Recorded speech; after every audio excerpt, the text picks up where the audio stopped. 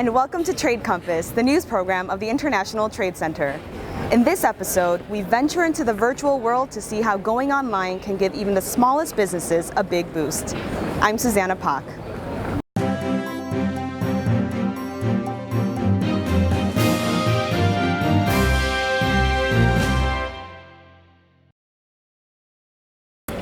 More and more people today are buying and selling goods on eBay, Amazon, Alibaba, and other online marketplaces.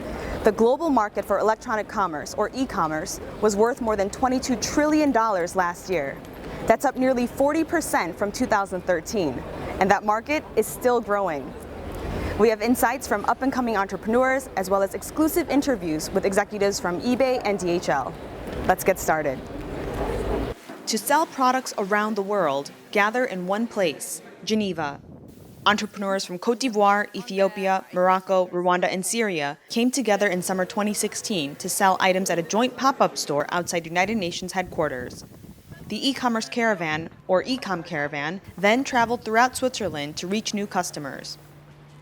The idea behind mobile pop-up stores, like these set up by the global logistics firm DHL with the International Trade Center, is to turn onlookers into customers, in person and online. That's because a physical shop can promote digital sales. So it was an opportunity to tell our story. In a way, it was kind of a market research before we go to online. People are dependent on the local buyers or local exporters. Here we see a great opportunity how we can expand our market globally. The Ecom Caravan gives customers hands-on experience, which can promote trust, brand awareness, and demand, a combination that can translate into sales.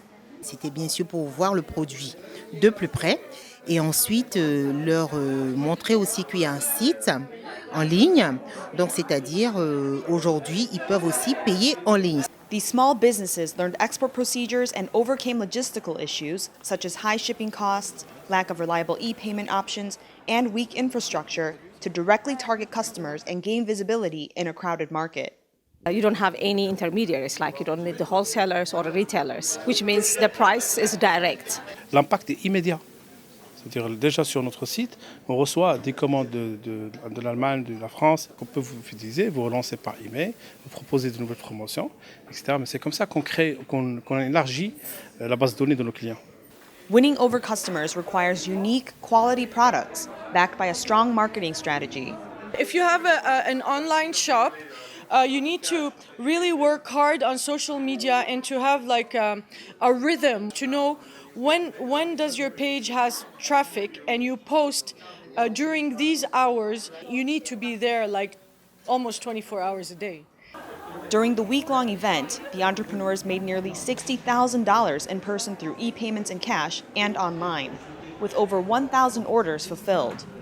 These designers are bringing new ideas, but also they want, the tradition to be respected.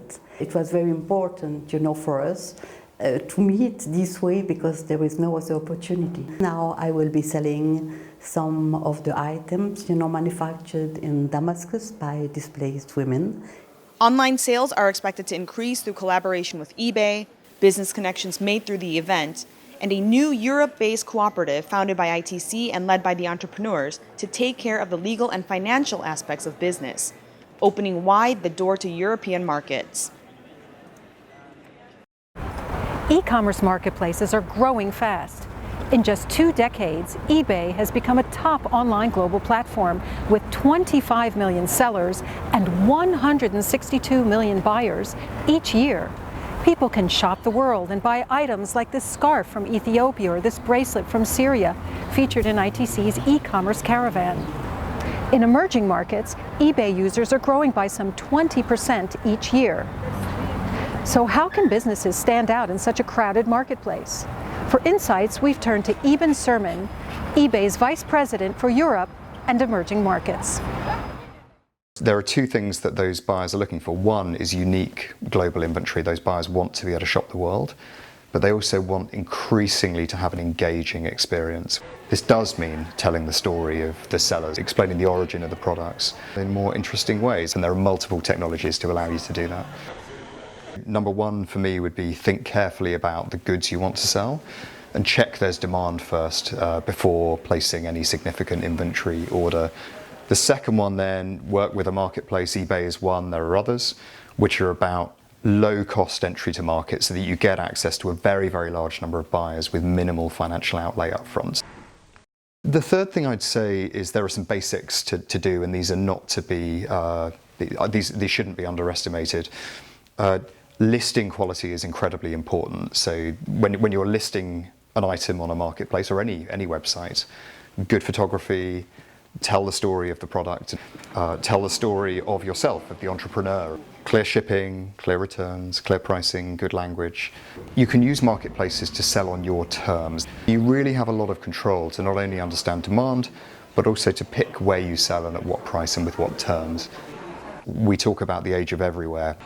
We have a very high proportion of our sales that are touched by mobile. We expect the number of connected devices and screens to grow exponentially, trillions of connected devices and screens in the coming years. That's going to change the way that people shop.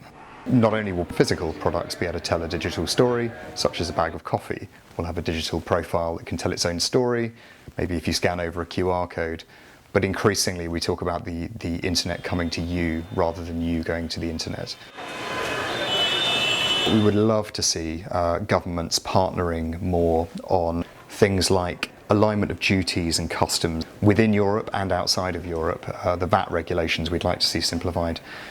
Other areas, I can think of two other things we'd like to see. One is governments supporting the case for exports and online selling within their markets. The Swedish government has been promoting Swedish design as an example, and Denmark's done something very similar in helping businesses in Denmark to export. And the final one is really about the relationship with national postal services, nationally owned postal services. We'd like to see more of a partnership between national services like that and businesses like eBay's, where you can provide the right services at the right rate for exporters in parallel together.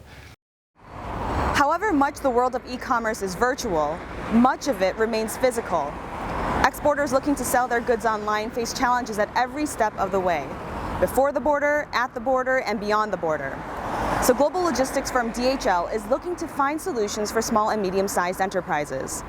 Let's hear what DHL executive Stefano Arganese has to say.